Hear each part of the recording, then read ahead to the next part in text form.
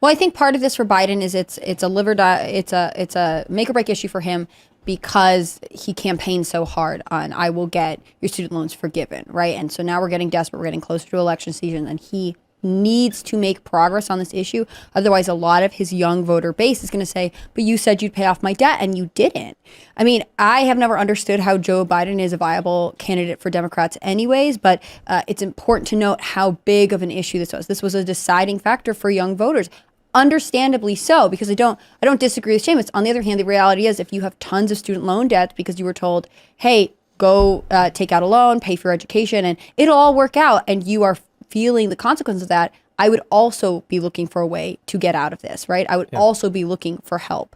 And Joe Biden is failing on that front. Not that he shouldn't, but you can see where it becomes. One underlying theme of all of our conversation tonight has been the fostering of dependency by being godless, materially contingent. And now the reason they're pushing for this, and I think we've got a model over in the UK, is because university attendance in the UK is much higher. Because Tony Blair wanted, I believe it was about 50% of all, at least, of all young people in the UK to go to university. Then the Cameron years pushed it up, so they made you stay in higher education until 18 so they could fudge the unemployment numbers.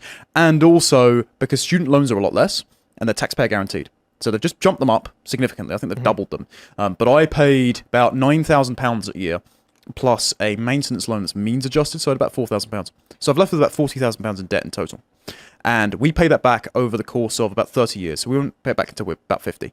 And what they want to do is get you into the institution which engenders a certain kind of managerial mindset. It's a self-propagating managerial class, like James Burnham would have talked about. And then you're sort of imbibed intersectionality, and you become the perfect kind of compliant corporate drone who says whatever they can to get ahead. And what Biden wants here is to create a dependent class. Both they want to vote him in so they can alleviate the debt, and if you have a lot of debt, then of course you want the big government to come and manage the economy to get rid of it, and also self-propagate more people going to university so they're not as scared about racking up all this debt, so then they're more compliant with his edicts in the future. It's a genius self-propagation strategy. No wonder the Democrats want to push it. I think it is also interesting, this idea of getting people massively in debt to the point where they don't have the kind of economic leverage that they ordinarily would, without also giving them some kind of property to show for it. I mean, this is absolutely massive. This is one of the reasons I'm somewhat sympathetic to the people who say they want student loans to be forgiven. There's actually a few reasons. Ultimately, I don't agree with it for the reasons I laid out earlier.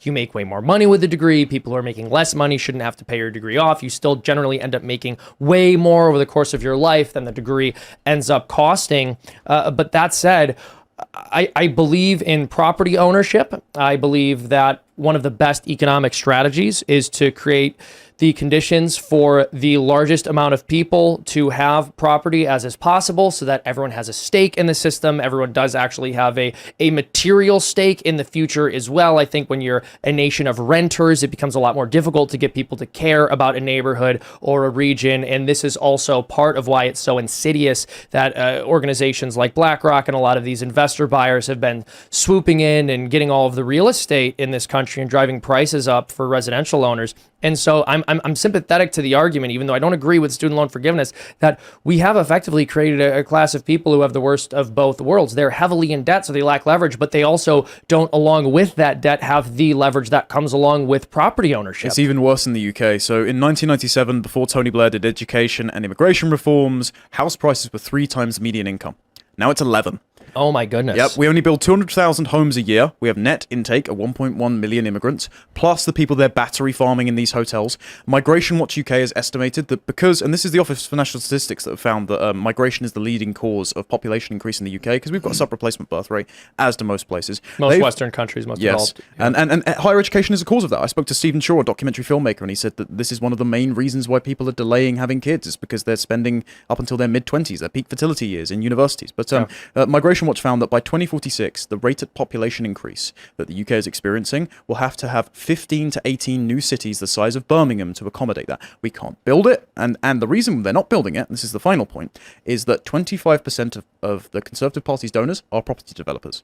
So they have the perverse incentive to both keep prices high enough that they're making a return on investment, but then keep a steady stream of of inflated demand, so they keep building these terrible new houses that are unfit for living and are basically just knocked up new builds where the like garden fences are like that. So it's the worst of both worlds in my country. Yeah, I'd also like to mention one more thing, which is that Biden's student loan repayment changes could cost around $475 billion. We've been talking a lot about the negative economic impact in an abstract, though valid way. However, these are the material figures, $475 billion. That's the Fed will just incredible. print